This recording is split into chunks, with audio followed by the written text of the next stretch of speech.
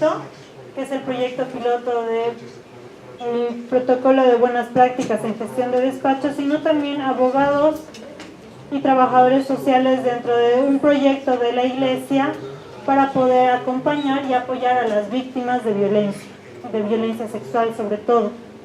Esto con el motivo de poder animar, capacitar y especializar a las personas con las que estamos trabajando, tanto a los jueces, al personal subalterno de los juzgados, de los tribunales, como también a los abogados y trabajadores que van a ser litigantes, que van a participar y van a apoyar a las víctimas.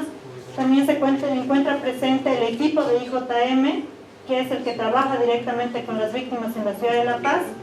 Y esto en el sentido de que estamos formando junto con los pilotos un protocolo donde señalamos que necesitamos una especialidad, necesitamos especializarnos, necesitamos entender a las partes, y una de las partes es la víctima.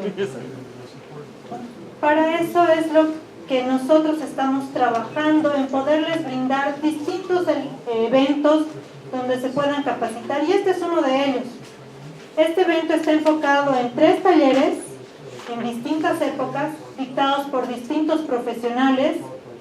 El día de hoy nos acompaña Noel Garza.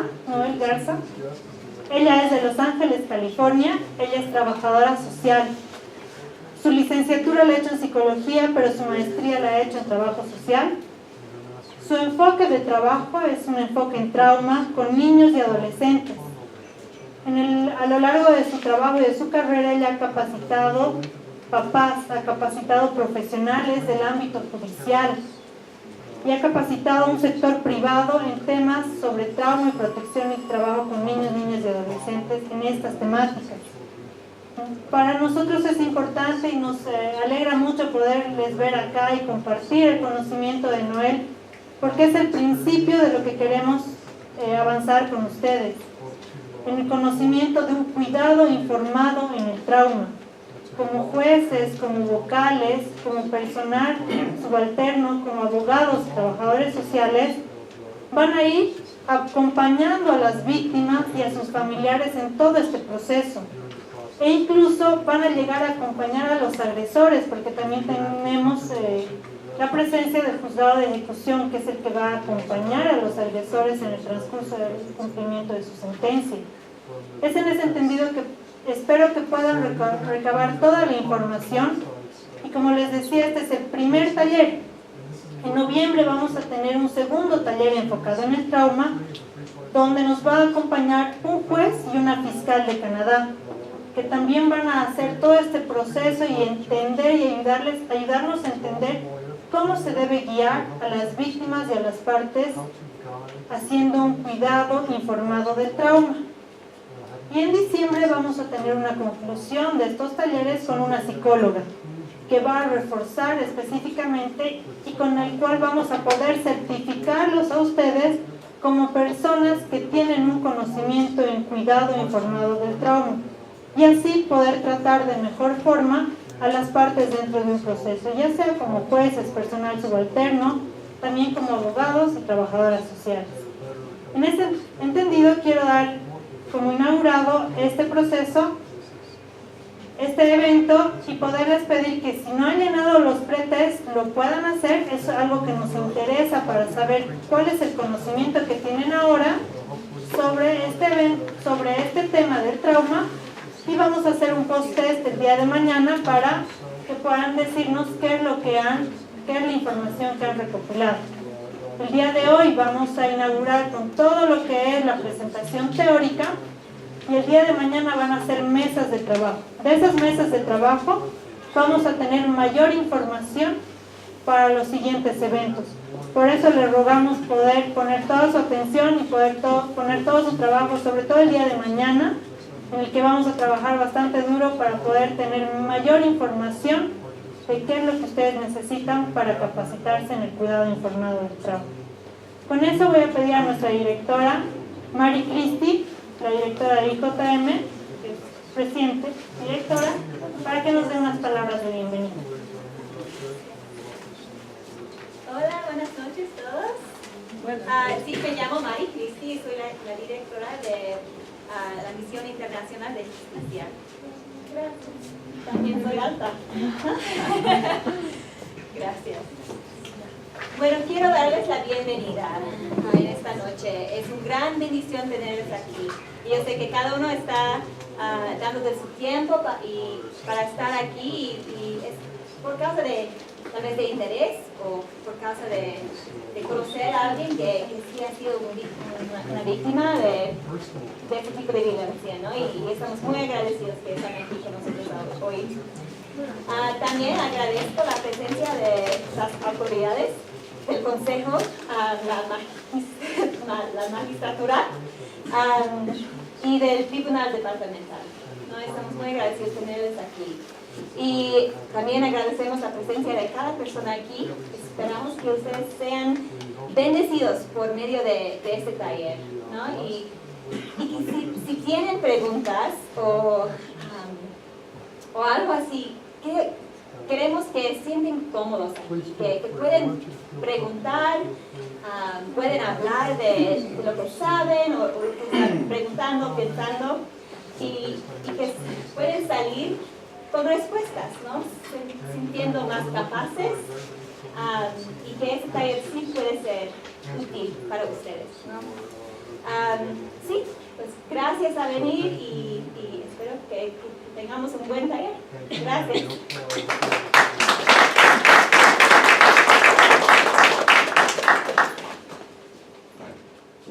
Con estas palabras voy a pedir a Noel que podamos comenzar. And so, yeah, tonight we'll be talking about trauma. I am a social worker, like we mentioned, and I specialize in working with kids who've experienced different types of trauma, particularly abuse, neglect, and sexual abuse. And so I work with kids either through the court systems, I've worked in groups in schools, and then right now I also work with children who've been placed into foster homes. And so I work a lot with parents who care for those children. And so tonight what I'll be sharing with you guys has a lot to do with understanding how trauma impacts the body and understanding how trauma impacts children's brains and their development. And so that's the focus for tonight, and we'll kind of take that through the whole presentation, but that'll be the main overview. And like Mari said, if anybody has questions, feel free to ask. I want this to be a presentation where if people have questions or things come up, that they're able to ask them and we can work through some answers in the moment, okay? And so, thank you. Okay, so, let me make sure. So the goals for tonight are to get a basic understanding of our body's stress response and what happens with that stress response when children are afraid or when they've experienced some kind of trauma, how the body reacts and how the brain reacts. So that'll be the main thing that we'll go over first. The second goal that we'll go over is identifying some of those external reactions. So when kids have experienced some type of trauma, how that expresses itself and the things that we might see kids portray in their behavior or maybe their actions or lack of action, and what that might look like, particularly in the courtroom setting or in with police or with other law enforcement, and how that might look. The third point that we'll go over this evening is a working knowledge of trauma-informed care. And so we'll go over what it looks like once we understand how trauma impacts the brain, how trauma impacts children's bodies. How can we best serve kids in this system of the judicial system, and then also with social workers, psychologists, everybody, how can we team together to best serve kids? And then our last point that we'll go over this evening is an introduction to understanding motives for why people perpetrate abuse of children, and then how can we work with those offenders to best prevent those instances of happening again, okay?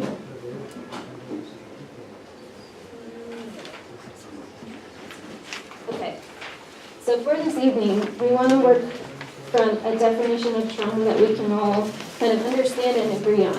And so what we know is that trauma typically in the research is divided into two different types. So we have trauma that's considered a type 1 trauma, which is things that are impactful but not lasting and lifelong, okay? So these might be things, I was talking earlier, this might be where, all right, I'm just gonna use it, but where you maybe get sick from a certain food and then you don't ever eat that food again because you know, I don't want to become sick from this. So this isn't something that's going to alter your life. It's not going to be something that alters your brain or body forever, but it's something that you might remember. So that would be your type 1 trauma. The other features of a type 1 trauma is that they typically don't involve interpersonal relationships, so it's not somebody close to me causing that trauma. And usually it's a one-time trauma. And so these are things that are maybe, they sometimes refer to them as little t traumas. And so it's not as big of a deal, but maybe something that we'll remember. When we talk about trauma 2 or type 2 trauma, this is complex trauma. And so this type of trauma usually involves somebody that we know or love. A lot of times is repeated over many years or many times. And this trauma also, what we know is that it changes the way our brain's chemistry works. And so this type 2 trauma impacts our brain's development, especially if you're a child and your brain is not developed yet. But also it can change an adult's brain as well. So if you think about maybe soldiers and things like that who go through combat or significant, impacting events, that's going to change the way that their brain operates, okay? And so that's what we're talking when we talk about that type 2 trauma, is that ongoing, significant, life-threatening or threat to well-being. So those are the things that we're looking at. What we know is that all trauma is going to induce our body's stress response. And so we'll get into that in more detail, but what we know is any trauma, whether it's a little trauma or a big trauma, is going to induce our body's physical reaction to that trauma. Sorry, I keep hitting this.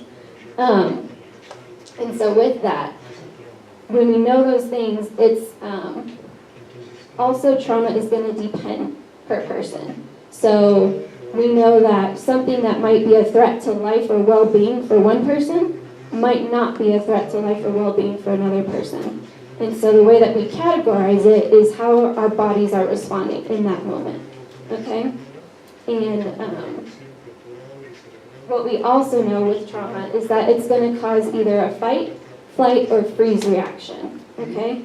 So those are the things that we know. If we get into that fear response, if we get into that threat to our life or well-being, our body is, from our natural instinct, going to try and preserve itself. So it's going to naturally fight whatever the threat is, it's going to run from whatever the threat is, or our body is just going to become immobile and escape internally, escape into our own mind, so that we're not experiencing that trauma in the moment, okay? So this is our brain's stress response. So when I say stress response, a lot of that's going to mean in response to trauma. So that's how we can understand that. You can say stress response, other people will say fear response. Those are the things that when our body kicks into this whole diagram, that's what we're talking about, is that body's response to whatever's threatening our safety, well-being, life, okay? So this is what's happening in our brain when we're going through this trauma.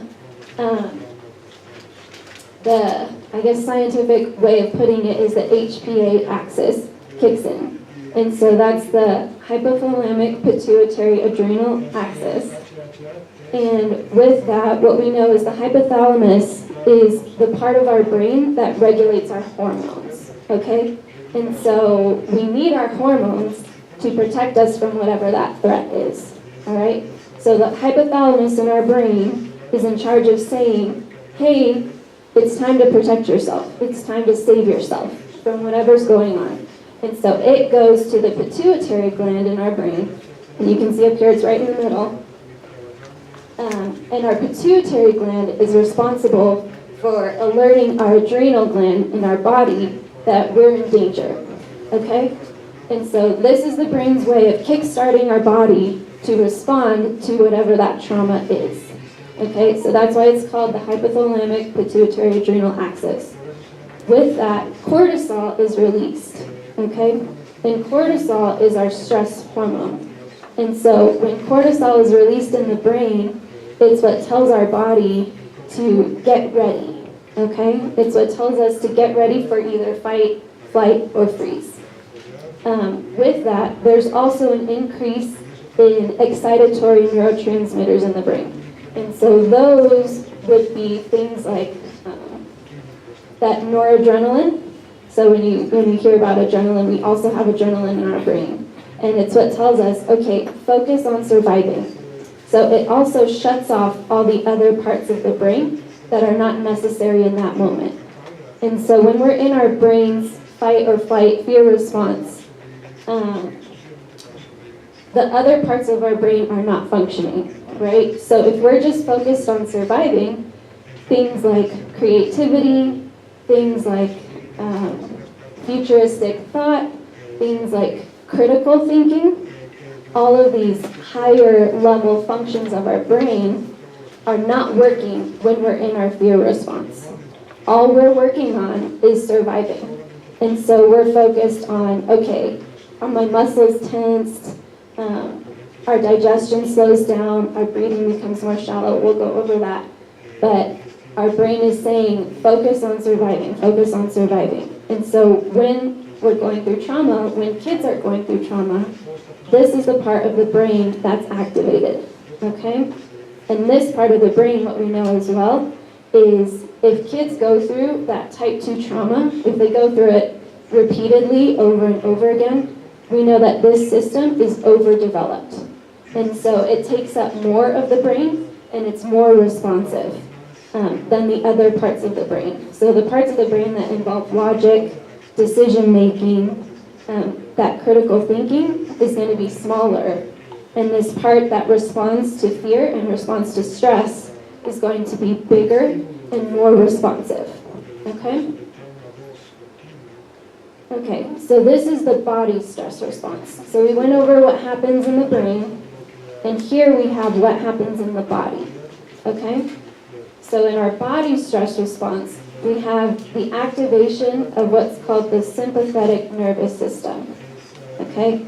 So the HPA axis that we talked about in the brain is what kickstarts our body's sympathetic nervous system. And so what that is when our body becomes activated. And so has anybody ever been in a really stressful situation where you could feel your heart beating really fast? Anyone? No? Yeah? How about, have you noticed maybe it was harder to breathe and you couldn't get that deep breath when you're in that stressful situation? So that's the sympathetic nervous system kicking in, okay? So with that, our bodies are created to become activated and respond to whatever that threat or whatever that danger is. And then we know that our brains are also wired to calm down, right? And so if you've ever been scared, maybe, somebody jumps out at you or something, maybe when you're a kid, your sibling jumped out at you, you got really scared, and then you realized, oh, it's just my brother, or oh, it's just my sister. And then your body calms back down, right? Sorry. So we get stressed, and then it calms down. And so with that, our bodies are created to go through that cycle, okay? So we get stressed, we calm. We get stressed, and then we calm. With that, we know that our bodies were created this way so that we could survive threats. So in our primal, ancestry, our bodies were made to respond to threats so that we could survive, so that humans could live, so that we could procreate, and that way our line would continue, right? So that's why our brains are made that way. Today, we don't face as many threats to our life or safety or well-being, but our brains operate in the same way. We're created to perceive threat and then to respond to it, okay? So our bodies, when we're talking about our body's stress response, you might see pupil dilation. So the pupils are going to be bigger. You might see increased sweating. You might see an increase, well, you won't see an increased heart rate, but you'll have an increased heart rate. You'll have a shallow breath, and you'll have tensed muscles. A lot of times we might see kids with fists just standing there. And then we'll also see an increase of blood flow to our core, okay? Because our body is preparing to live, to survive. What we know is that in a lot of our situations, our kids can't always fight in those instances. And so the ways that the body is protecting itself is not always functional to what they're going through in that moment, okay? These three things here, and then the other things that I have mentioned, are things that you'll want to pay attention to if you're working with kids to tell if their body's stress response is activated, okay? So if you're working with a child and you see, hey, their pupils are dilated, or maybe their muscles are tense, maybe their shoulders are raised, or you can tell they're breathing, but not deep breaths, then those things are what's going to let you know this child is scared right now, or this child is in a fear response right now. Their body is stressed, and they're activated in that moment, okay? This is also... So this is a video, if you want to learn more about the stress response. This is a video that you can watch that explains it in even more detail. And if you watch it, there are subtitles in Spanish. And the URL is up here if you want to write it down. So we can wait a minute if there's anybody who wants to write it so they can watch it later.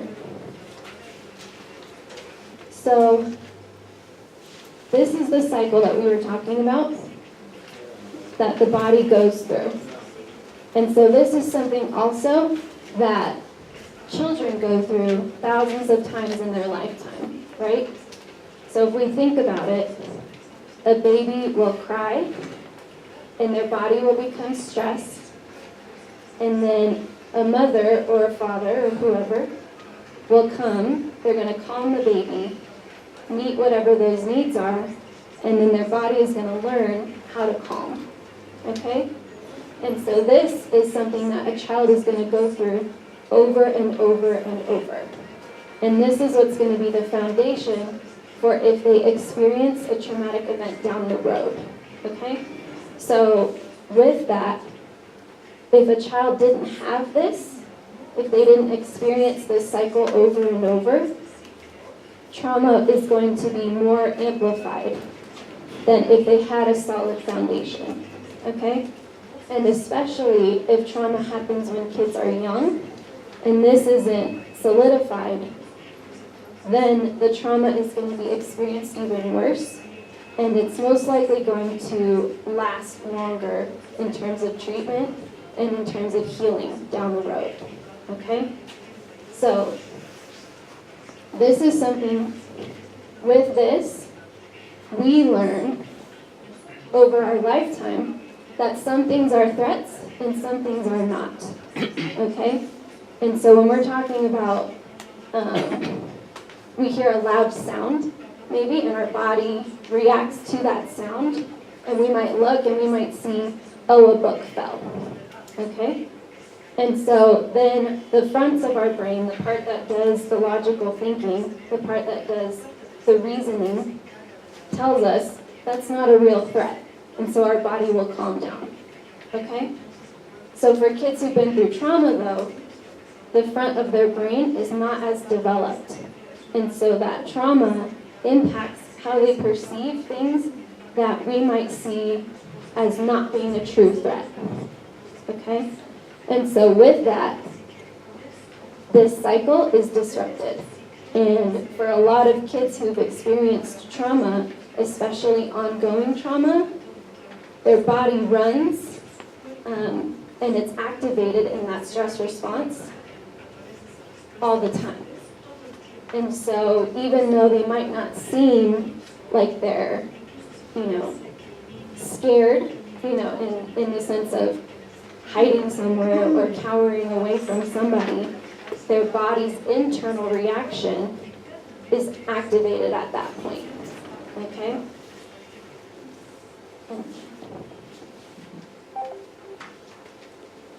Okay. And so what we know from that cycle before is if the body doesn't have a way to calm, if it doesn't have that strong caregiver or that safe place to escape from that trauma, this child is going to experience these things. And so they're going to experience a hyperactivated body, which means that their level of cortisol in the body, that stress hormone, is going to be higher than somebody who hasn't experienced that trauma and who is able to calm themselves. We also know that they're going to be hypervigilant. And so that means for kids who've experienced some kind of trauma, they're going to be hyper aware of what's happening in the room. So they're going to pay attention to people's expressions more carefully. They're going to pay attention to who's inside a room. They're going to pay attention to sounds and anything that could be a threat to their safety or well-being, because they've already experienced a threat to their safety or well-being. And so we know for kids, we might not always see that, but we know from research when they have asked kids about different things happening in a room, they pay much closer attention than kids who have not experienced some kind of trauma. And so they can name details that your average person wouldn't have noticed, because they know if I pay attention to every single thing that happens in a room, then I'm going to be able to see that threat ahead of time, and I'm going to be able to protect myself. Okay? What we also know is that children are going to have a hard time concentrating. So if they've experienced some kind of trauma, it's going to be very difficult for them to focus because, like we just talked about, they're focusing on other things. Okay? They're focused on the perceived threats in the room. And so they're not focused, for example, on school. They're not focused on maybe what the teacher might be saying. They're going to be extra focused on expressions or on people's tones, but they might not be focused on what you're saying to them. So they're going to see, okay, are you a friendly person? Are you not? Are you here to help me? Are you kind? But they're not going to be able to focus, say, on more academic topics or things that require that critical thinking. Okay? They're also going to re-experience that trauma. And so that might look like nightmares or night terrors, things that they experience unintentionally or that just come to them. They don't really have a choice in it. And so these are things that kids go into that place not wanting to, but they experience that trauma over again. It could also be from things that remind them of whatever they experienced. So that might be things like a certain cologne, or that might be a certain room. So if they're in that same room again where they experienced the trauma, their body is going to become activated. Okay? So their body is going to go into that stress response even if there's no actual threat in that room. Their body is going to remember it, and go into that activation state. And then, I'm going to read this in English. But we know that brain-based stress response systems become permanently changed. And so that's what we talked about earlier, that HPA axis being larger in the brain in just size, but then also it works a lot more efficiently than it might for somebody who hasn't experienced trauma, because the brain has responded to what that child has experienced. And this is something to note about the brain, is that the brain is plastic, which means that it adapts to whatever input it gets. And so for kids who've experienced trauma, the brain has responded in kind to whatever that trauma was. We know kids who grow up in a loving, nurturing home respond to that input as well. And so their brains know how to have loving relationships with other people. And so the brain is going to change depending on what's put into it. Okay? The other piece to note about this is that these kinds of trauma and these changes in the brain and body are especially harmful to children, because children's brains and bodies are not developed yet. And so we know with adults, if they've had a healthy, loving upbringing, their brain and body are ready in case they do experience that trauma. They have a foundation to go back on. And so even though an adult may be traumatic or something scary, they can say, hey, I'm safe now. I'm calm now. I know that I can trust people. I know that where I need to go for help. All of those things have been set over a lifetime. For kids, they don't have that foundation. They don't have that past to look back to. And so the brain is changed, and their body stress response is changed.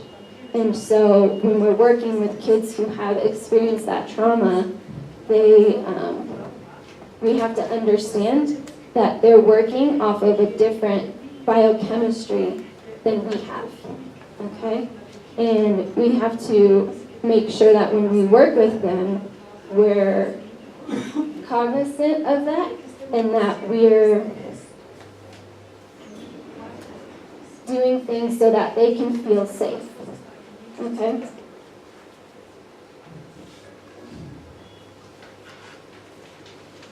So the next piece that we're going to look at is talking about how those external reactions might look in response to the body's internal stress activation. Okay?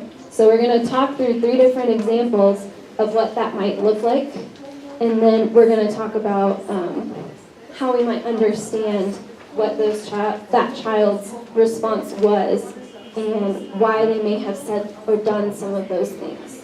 Okay? The other thing to note about these is these are kids who've experienced a type 2 trauma. So these are not the low-grade traumas. These are not the everyday trauma. These are the more severe, complex traumas. Okay?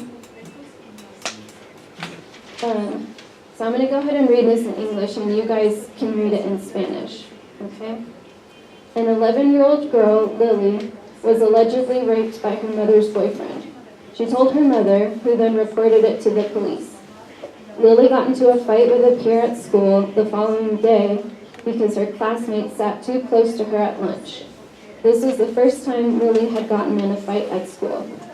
That night, Lily went to the Child Welfare Agency for a forensic interview.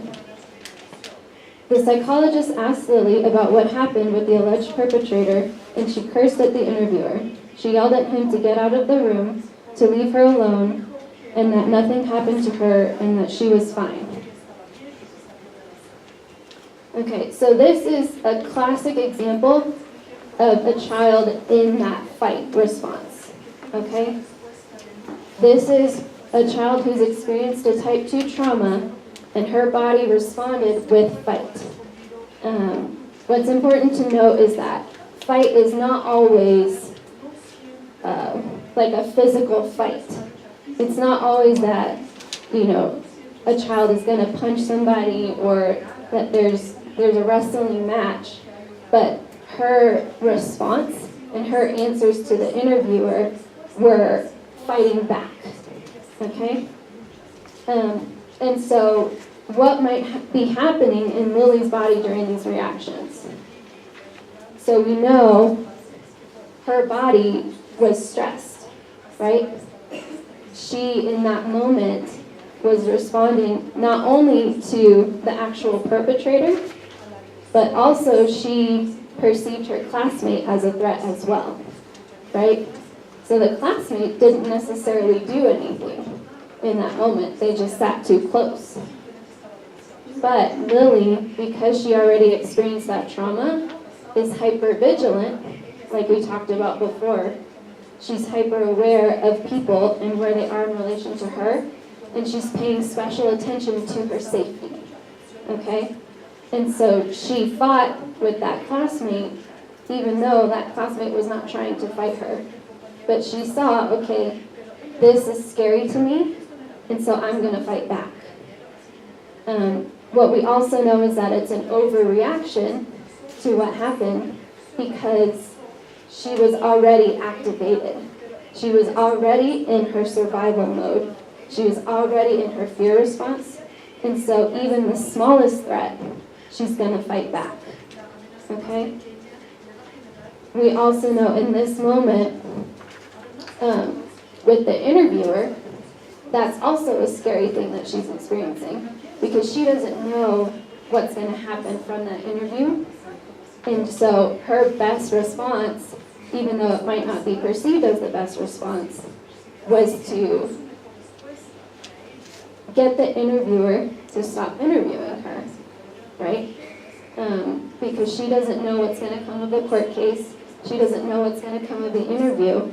And so in her mind, in her world, she's going to fight the interviewer too, because it triggers her back to her trauma, okay? And so what we also know is that neither of these people, again, were intending to harm Lily or were intending to push her into that fear response. And so that's something that's important as people who work with kids and who have experienced that trauma, is to understand and acknowledge, even with the best intentions, children, if they're in that fear response, might react. They might go into that fight response against even those trying to help, okay? And so we need to understand it's not personal, it's not an attack on us, this is how their body is responding to keep them safe, okay? And so for Lily, in this scenario, she is protecting herself not only in the moment, but for the future, okay? So she's understanding, hey, in this moment, I'm going to get people away from me, but also I've learned that people are not safe, and so I'm going to go ahead and keep a distance from others. Relationships are not safe. I can't trust people, and so I'm just going to go ahead and protect myself in my own little bubble, okay? And that's going to push others away, okay?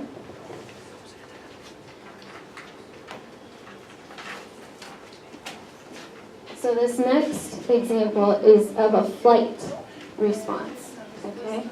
So the last one was fight, now we have flight. I'll go ahead and read it.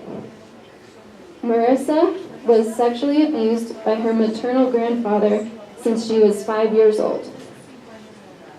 When she turned 8, Marissa's mother discovered what was occurring and stopped her father from seeing Marissa.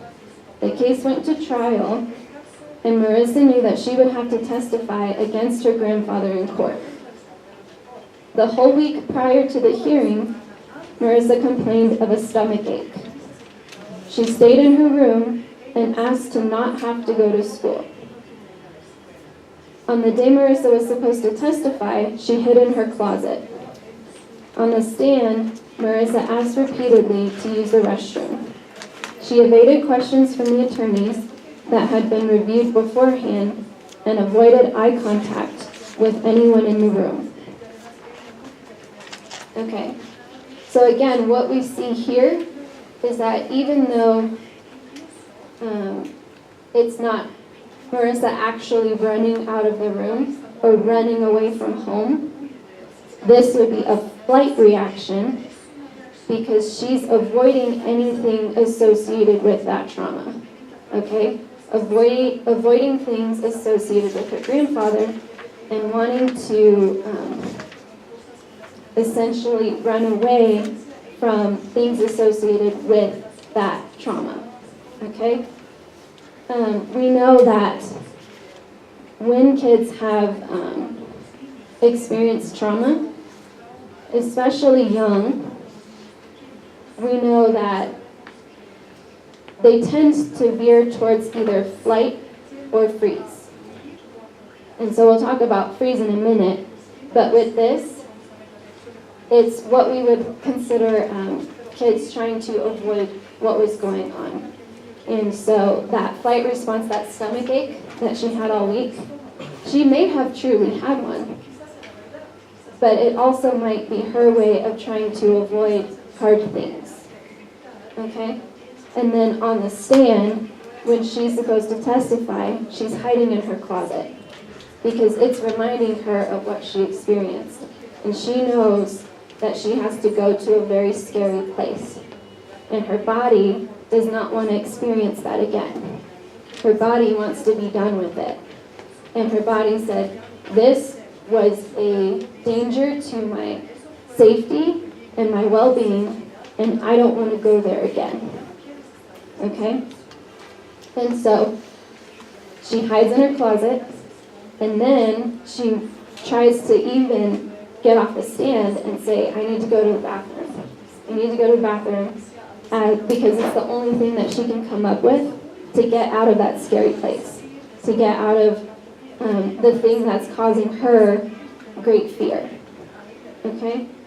And then even though the attorneys had prepped her beforehand and they knew, okay, she's ready, we tried to give her the best preparation possible, even still, it was very hard for her. And her body was just reacting to that fear response. And so it wasn't her willful avoiding of the questions. It's not her trying to, ruin the trial or make things difficult. It's her body's way of preserving her safety and well-being. And so it's how she reacted to that negative input. Okay.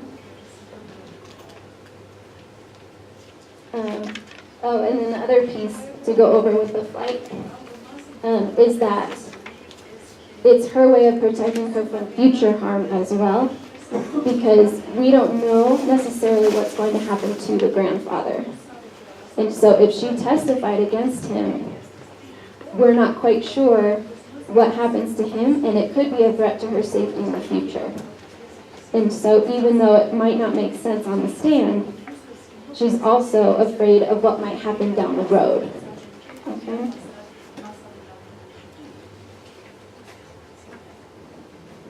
Okay. So the next response is the freeze response. Okay? And this is something that is more common with kids 5 and under. But we also know for any kind of trauma, for any kind of scary situation or threat to safety, we don't know what our response is going to be, and we don't choose it. So some people might have a flight response, some people might fight, and some people might freeze. But there's no way to know until we're in the moment, till we're in the trauma. Okay? And so even saying, that a child 5 and under might go into that freeze place, a lot of it is simply a response because they can't fight and they can't flee. And that's also what happens for adults or teenagers down the road is because we go into freeze if we perceive that we can't fight or we can't run away from whatever that trauma is. Okay? So in this case for freeze, I'll go ahead and read it. Carolina, 14, walked in on her little sister Lupe, who's 4, kissing her uncle's penis. Their uncle jumped up, and Carolina yelled for Lupe to come with her. Lupe appeared immobile, staring at nothing. Carolina went, grabbed her hand, and pulled Lupe out into the living room. Their uncle left immediately, and Carolina began explaining what happened to their parents. Their parents asked Lupe follow-up questions, to which Lupe continued to stare with tearful, glazed eyes. Lupe's parents called the police. Lupe did not speak, or who came, and Lupe did not speak to them the entire time. And so Lupe, who's 4, probably doesn't know what's going on, but she's going off of Carolina's reaction to what just happened. And it was very scary. And she knew something was wrong.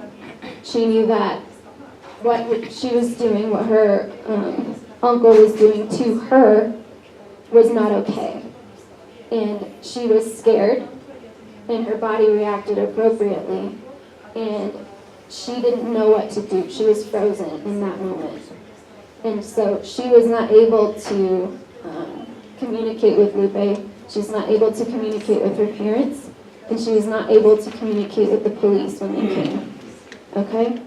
And so with that, what we also know is that when they look at brain scans of children who dissociate, and even adults who dissociate, it looks similar to the same brain scans as somebody who's having a seizure. And so with those brain scans, they can see the inactivity that's happening is similar for both. And so for people who are in that freeze response, it's they truly can't respond to you. They truly can't take in any input, and it's the body's only way of escaping the trauma that's happening in that moment. Also, people who dissociate young are more likely to dissociate in stressful or scary situations as teenagers and adults. So if they have that history of dissociating, then we know it's more likely as time goes on that that's going to be their body's response to trauma.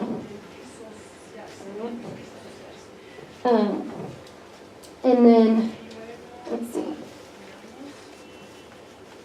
The thing that's important with each of these cases is we want to know, okay, what are they responding to?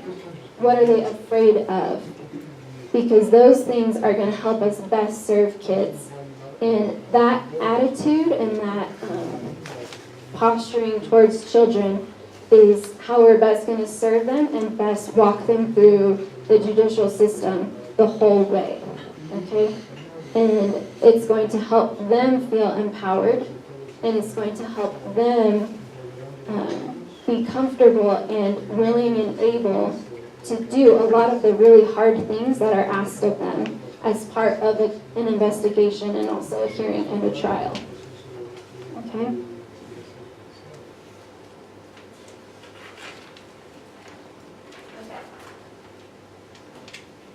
So the other thing that's important to note here with trauma in each of these responses in the fight, flight, freeze is our body is having the same reaction, right? So whether we are fighting, whether we're running away, or whether we're frozen, that brain response that we talked about and the body's response is the same. And so whether I'm frozen or whether I'm fighting, my heart rate's going to be elevated, right? My pupils are going to be dilated. My blood's going to be moving towards my core. My digestion is going to slow down. So no matter which of those responses you're in, the body's response is going to be the same. Okay? The other thing with trauma that we know is that it impacts memory. Okay? And so there's two different types of memory that we'll talk about. There's implicit memory and then there's explicit memory. And so implicit memory is the feelings that are associated with an event, whether it was good, whether it was bad, whether I was happy, whether I was sad, all of these things that occur maybe in the periphery. So the music that was playing, or what type of environment it was, were there a lot of people, few people, those kinds of things that are more in our subconscious. Our explicit memory are the things that we can actually narrate. Those are the things that we can say, first this happened, then this happened, then this happened. And our explicit memory remembers the details of certain things. The little minute, clothing or people or all of that kind of stuff is going to be in our explicit memory.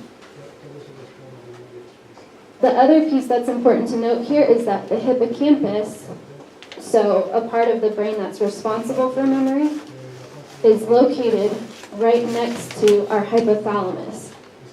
So the part of the brain that's responsible for regulating our hormones is right next to the part of the brain that's responsible for our memory. Okay? And the function of the hippocampus is to sort through our memory and then to extend things from our short-term memory to things that are maybe more important in our long-term memory. The other piece that we know is that the hippocampus is right next to the amygdala in our brain, which is responsible for that immediate fight or flight response. Okay? And so when we're talking trauma and we're talking survival, our memory is very intertwined with all those parts of the brain. Okay?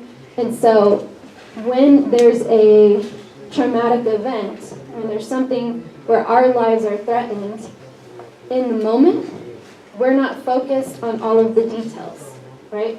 We're not focused on, the specifics or what happened first, second, third. We're focused on surviving, okay? We're focused on the things that we need to know to make it out of a situation alive and safe, okay? And so when we experience some of these traumatic events, things might not always get transferred from our short-term to our long-term memory. What we also know is that things are not always going to be in our explicit memory, so we're not always going to know specifics and the sequence of things that happen, but we might know are implicit things. So what we might know are the feelings that were associated with what happened. And so I might not remember,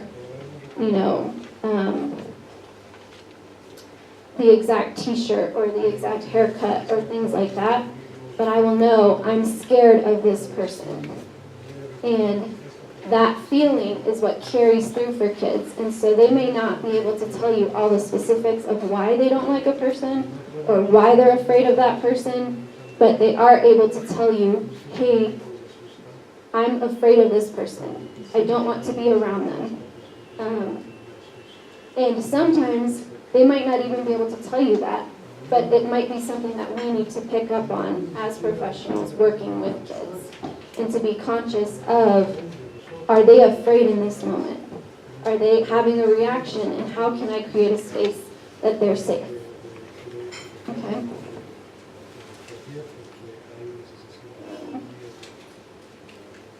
Okay.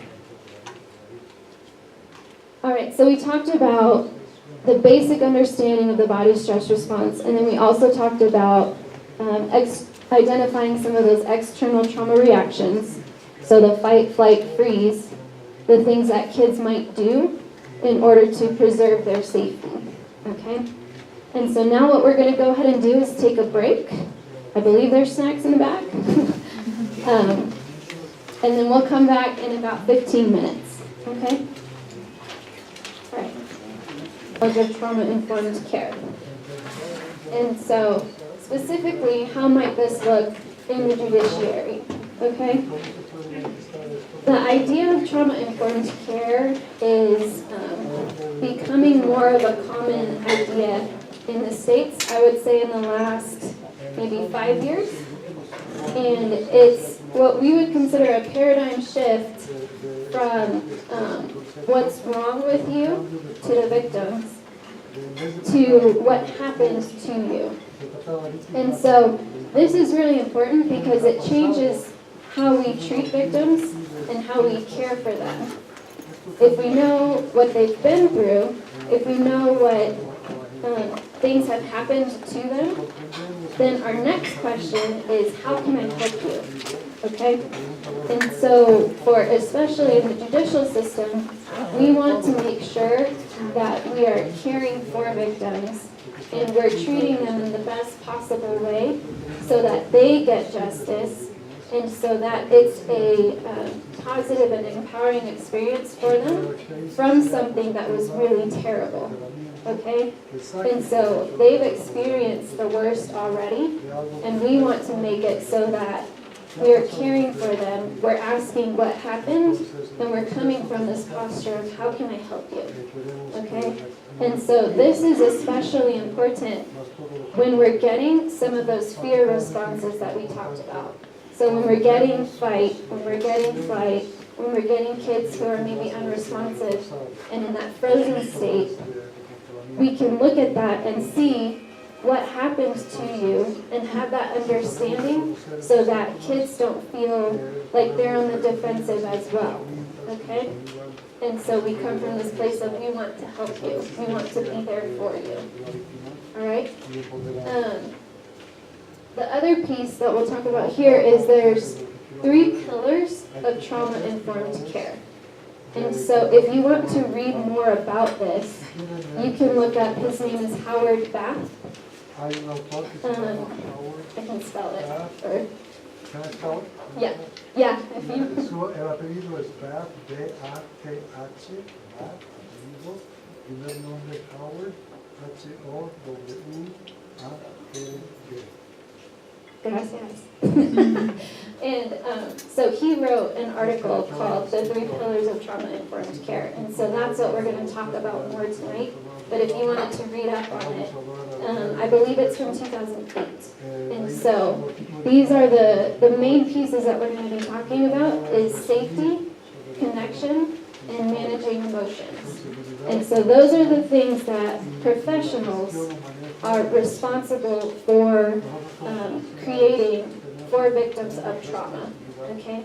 And so that's professionals across the spectrum. That's judges, that's attorneys, that's social workers, that's even just staff in the courtroom.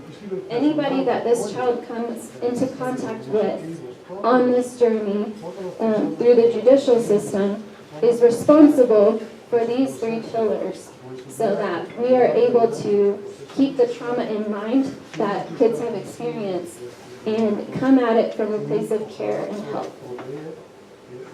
Okay. So the first one is safety. And this is probably the most important one for, especially in a courtroom and judicial setting. And so children, when they're afraid, are in that fear response, right? And so they're already coming at this from a place of, I'm scared and I don't want to do this, okay? What we have to remember is probably, aside from re-experiencing the actual trauma, being in a courtroom testifying is probably the most scary thing that a child can imagine, okay?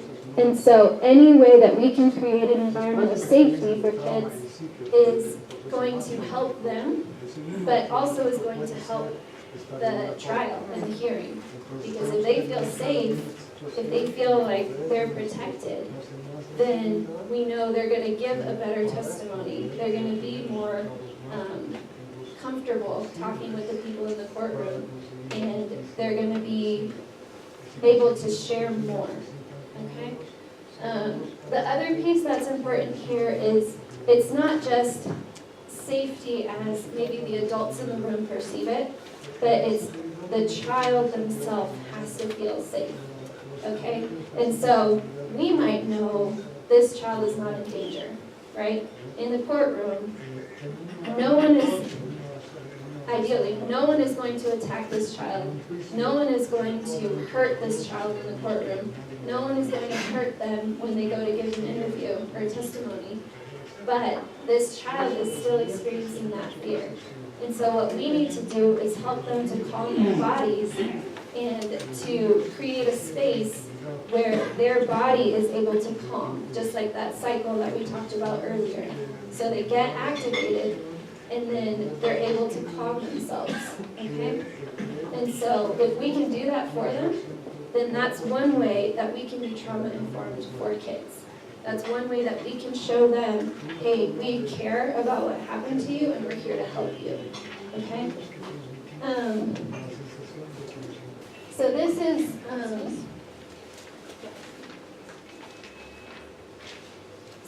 just, oh, here we go. So this is something you guys can think on your own. I'm not going to make everybody answer right now, but just in your practice, what are some things that you can do to help victims to feel safe?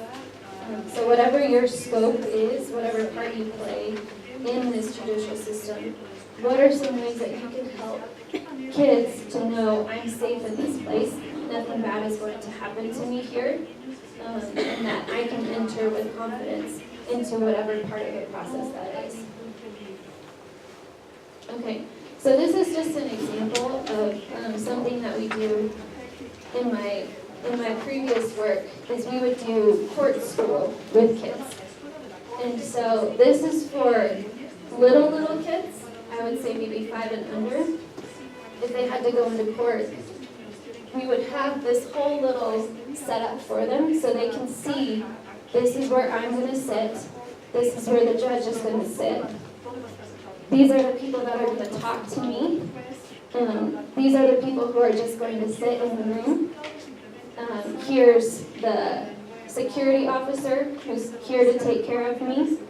And so this way they can see all the little parts of the courtroom, and that's going to build safety for kids, because they're going to know when they walk into the room where everybody's supposed to be. What's the important parts? Who are the important people? Sorry. And then the other piece that's important about this is for younger kids, because it gives them control over the environment. And so for our little kids who've been through trauma, they don't have a lot of control in their lives. They don't have a lot of control over the situation, over what's happened to them, and then what they're having to do. And so in this situation, they get to manipulate the dolls.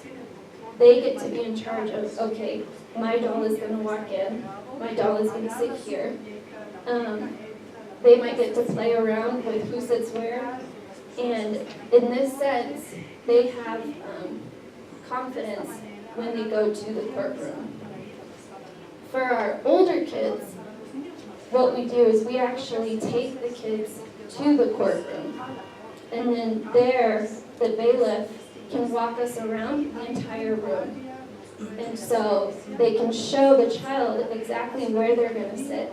They can show the child exactly where the judge will be and where they're going to ask them questions. And this child is going to be able to see the whole room and be ready for when they go in and they have to testify. And so this is just one way that we try to build safety for kids. And a lot of that has to do with, like you're talking about, that prep work. So that they're not going in blind, and they're not going in without knowing what's going to happen to them. Okay?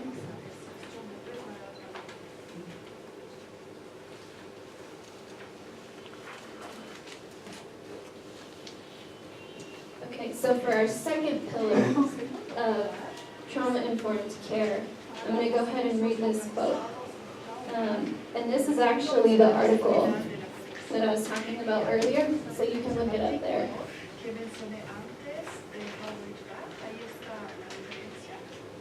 Okay, and so it says, safety itself depends on the development of the second pillar of trauma-informed care, comfortable connections between traumatized children and their mentors. Okay? And so part of creating that safe environment that we talked about first is these connections, these healthy connections that kids can count on. Okay? Because if we're thinking about it, most of our kids have had ruptured connections, right? And so a lot of times it's people that they trusted, people that they love that have hurt them, right? And so in this scenario, we need to show kids adults are trustworthy, adults are safe.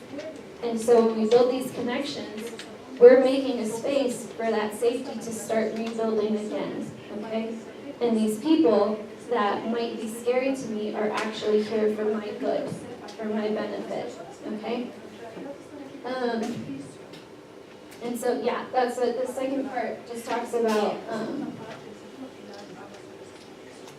For a lot of kids who've been through trauma, their brains have learned to connect negative emotions with adults.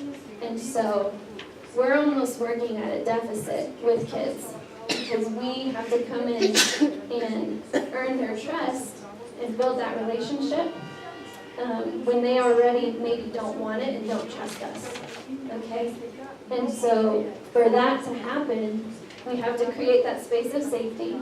We have to give the message, you matter, I care about you, I care about what happens in your case, I want for you to get justice for what happened to you. And in this way, we're able to build those connections with kids because they can see, okay, you're on my team. You want the best for me. Okay? The other piece that's really important about this is that it's the adult's job to facilitate these relationships. Okay? So it's not on the child to come and try to connect with you. It's the adult, whether that's the judge, attorney, clerk, social worker, psychologist. It's our job to create these relationships with kids.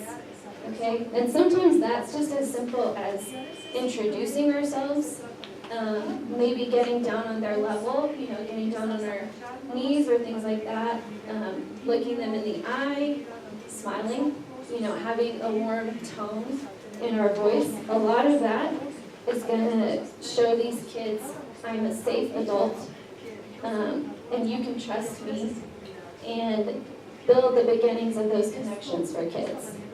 Okay? One of the examples that I had for this is we have in our court system what's called a court-appointed special advocate. And these people serve as the guardian ad litem for kids. And so what that means is they represent the child's desires in court. And then there's also an attorney ad litem. So they're two separate things. And this guardian ad litem, their job is to build a relationship with the child and to advocate in court what this child desires to happen. And so this, they call him CASA, court-appointed special advocate, meets with the child, they build a relationship with them. They might visit them once a month. They might go to their soccer games, football games, and in that way, this child learns to build a relationship with them, and they know this person is going to be there for me in my court hearing. And in our court hearings, this CASA has as much of a legal say as the attorney ad litem. And so they prepare a court report, they prepare, and they testify in court on behalf of the child. Okay?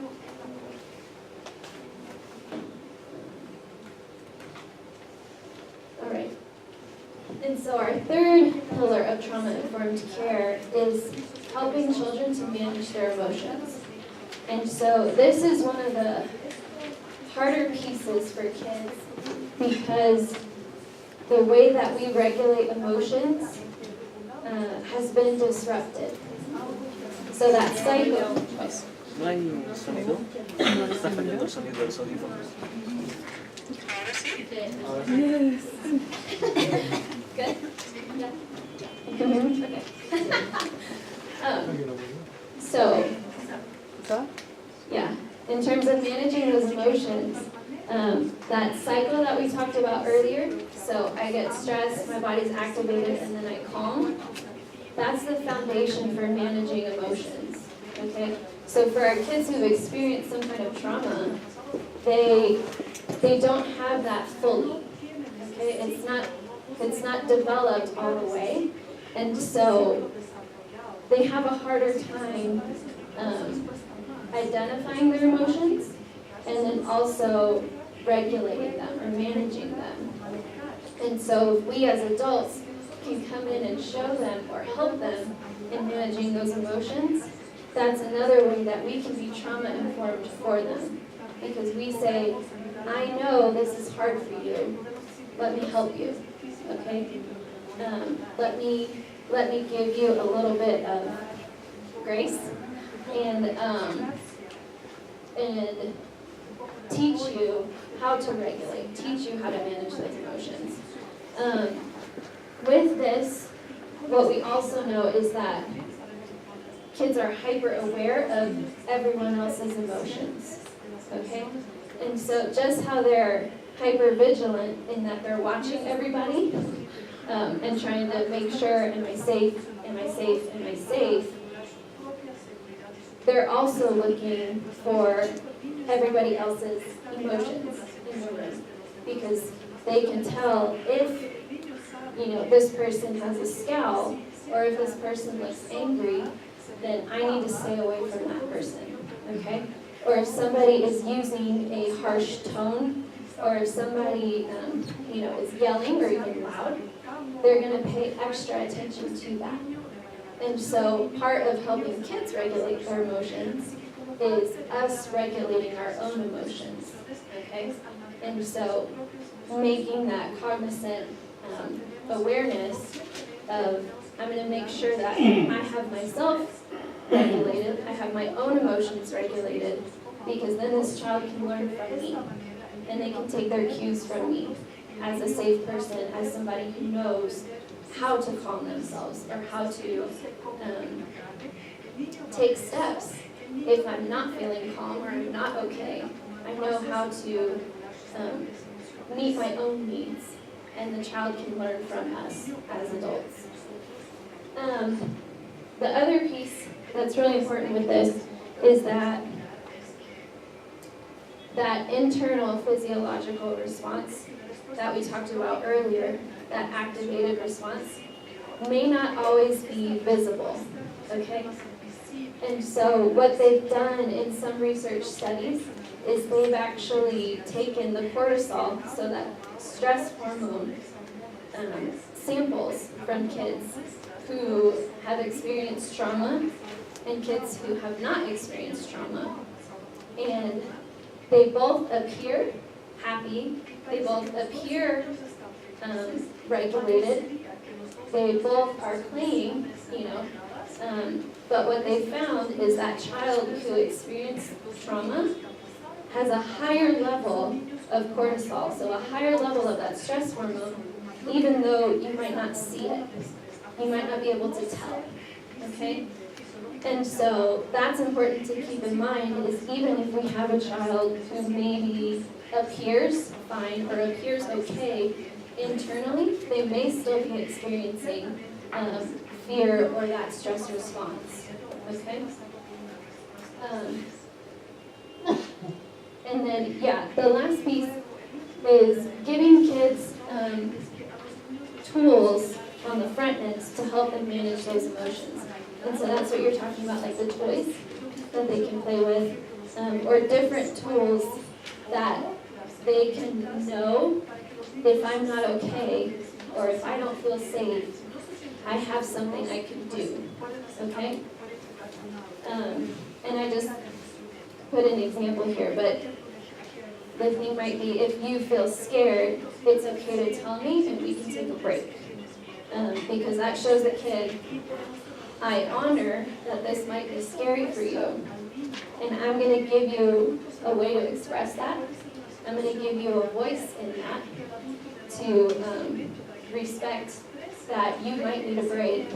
And then this child understands that they have some control over the situation. Because when they were experiencing that trauma, they didn't have control, right? And so if we can be trauma informed and we can come at it from a place of what happens to you, how can I help you? These are the things that are going to empower our kids. Okay? So we just covered the idea of trauma-informed care.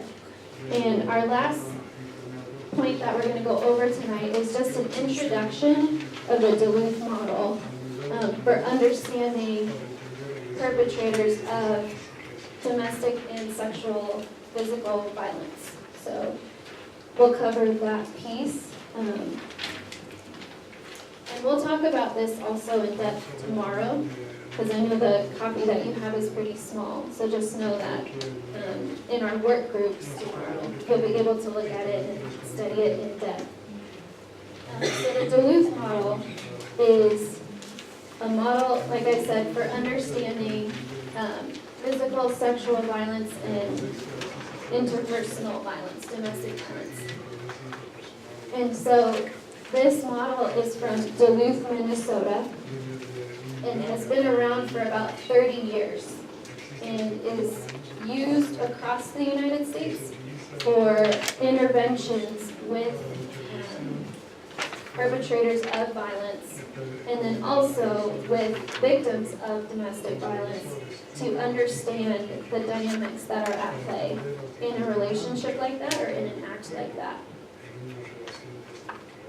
So around the circle, what we'll see is the techniques that aggressors might use, and then at the center, the understanding of the Duluth model is that this perpetration of violence comes down to power and control, okay?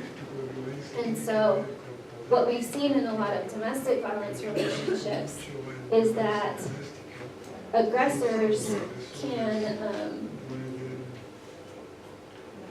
they take steps to control their partners, and they have the power in that relationship, okay? And so this model is used as a framework for a community response. And so this is the basis that, they'll talk with police officers about it, they'll talk with the courts about it, and they'll also talk about with nonprofit or private organizations as well.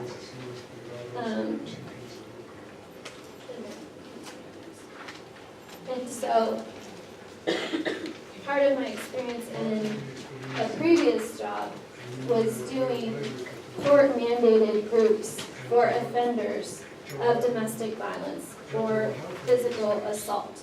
So maybe people who got in a fight at a bar or things like that.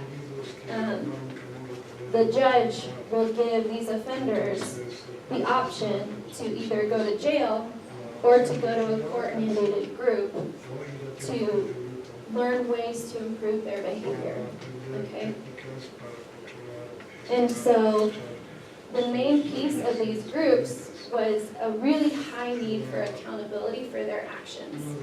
And a lot of the members of these groups would like to blame other things for their behavior.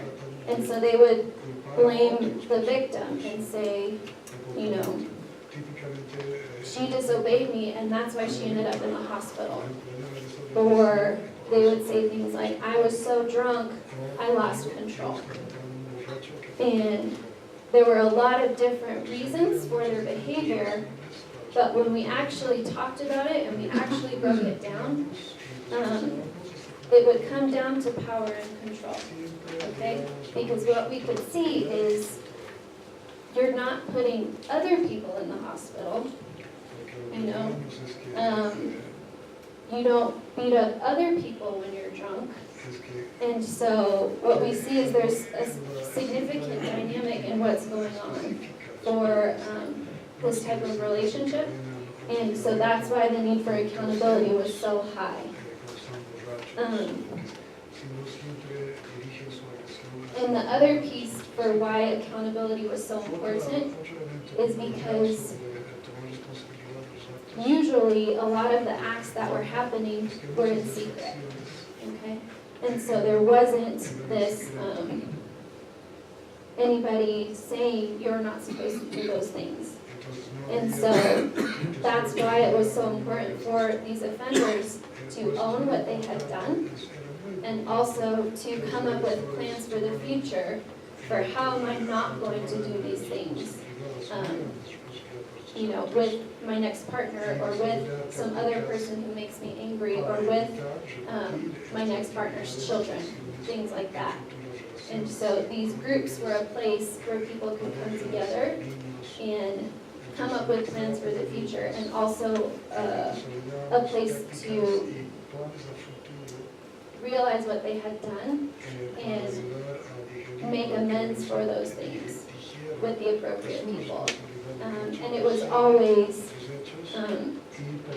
the victim's option for whether they wanted to meet with them or whether they wanted to hear the apology, because we want to make sure that the victim always feels safe.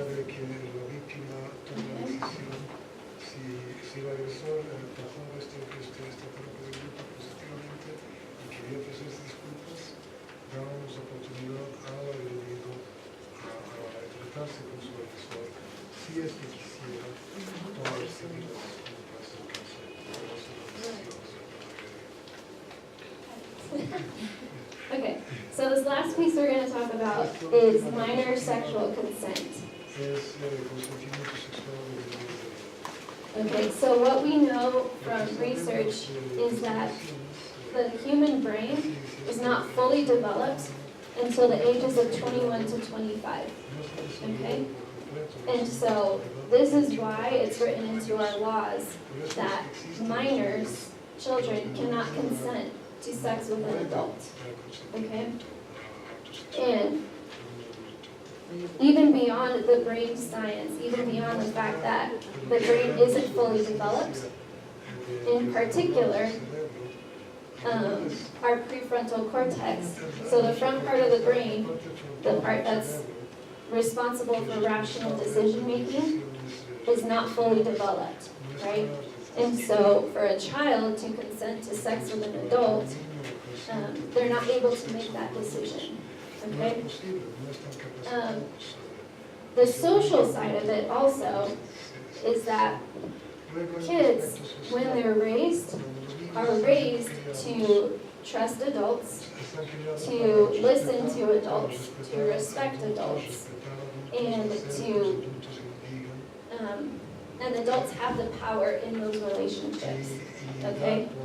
And so that's why this wouldn't be an appropriate consent. This wouldn't be the way that a true relationship would look, because there's a disparity in power, okay? And so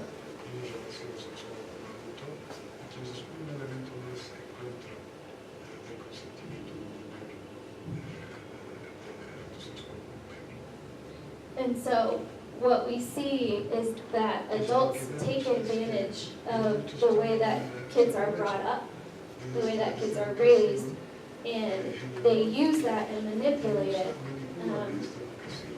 so that kids will listen to them, so that kids will follow their lead and do what they tell them to do. This is where we get so this is where we get the concept of grooming. If anyone's heard of that, where an adult will invest in a special relationship with kids, and they will look for special time with kids. They will offer gifts to kids, and they will keep things very secret. And a child is not going to understand what's going on because they know, well, this is our special time. I like to be special. I like getting gifts. And they don't always understand that this adult is taking advantage of them and is treating them poorly and is going to commit acts with them that are not okay.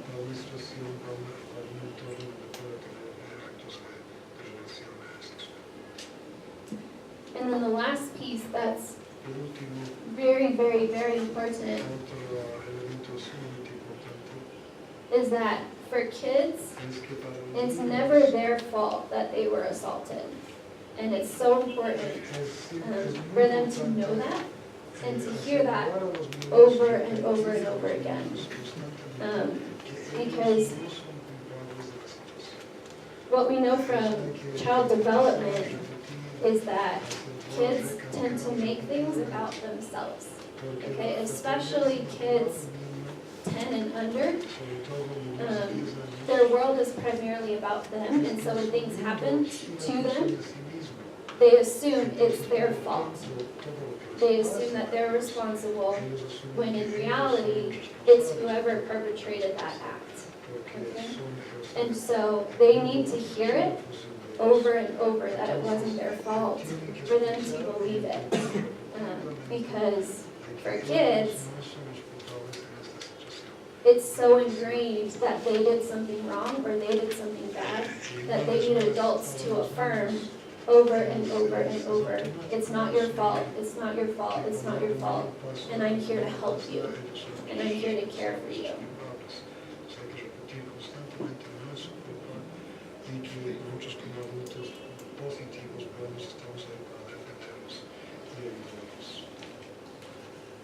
Okay, and so this last piece is a quote from a woman named Rachel Lloyd. And she was a victim of sex trafficking when she was a child, a teenager. And she ended up founding an organization called GEMS. And this organization is in New York City. And what they do is they serve victims of sex trafficking and of sexual abuse. And they take it a step further. And so the girls that they serve are not only, they don't only receive treatment and help afterwards, but they also walk them through the judicial process. And then from that place, they also empower the girls to testify in legislative hearings and to make change in the laws. And so these teenage girls stand before the U.S. legislature, before the New York legislature, and they give their testimony. And they're actually able to make change, not only in New York, but also nationwide because of their testimonies. And so it's really incredible what she's been able to do, but it shows not just that victims can get help, which is very important, and to live a healthy life, but also that they can make change about the things that had happened to them.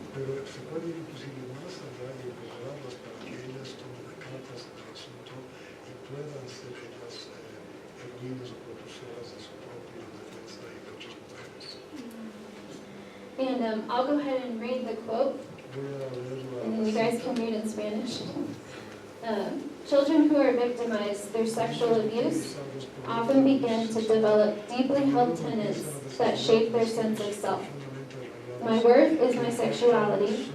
I'm dirty and shameful. I have no right to my own physical boundaries. That shapes their ideas about the world around them. And so the role of the judiciary and those who would step in is to correct these negative and false ideas that these victims have about themselves, and to show them that they matter, that their experiences are important, and that they are cared for, and that they will receive justice for what happened to them.